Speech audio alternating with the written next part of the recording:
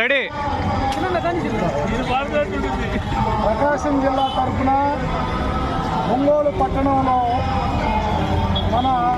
మా యొక్క కుటుంబానికి సంబంధించినటువంటి కెమెరామ్యాన్ సాయి కుమార్ని వీడియో ఆర్డర్ అని లేదా ఫోటో ఆర్డర్ నిమిత్తం ఎంగేజ్ చేసి ఆశ చూపించి కొంతమంది దుర్మార్గులు ఈ యొక్క కెమెరాని కొట్టేయటం కోసం ఆయన దగ్గర ఉన్నటువంటి కాస్ట్లీ కెమెరాని గమనించి వాళ్ళకి డబ్బు ఆశ చూపించి ప్రోగ్రామ్ అని చెప్పేసి దుర్మార్గులు అతని ప్రాణాలను తీయడం జరిగింది.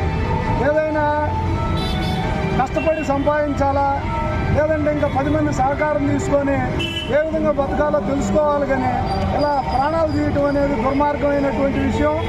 ఇవి అతనికి జరిగిన దాన్ని మనం మర్చిపోకూడదు. దీన్ని ఎప్పటికప్పుడు ఫేస్బుక్లో కానీ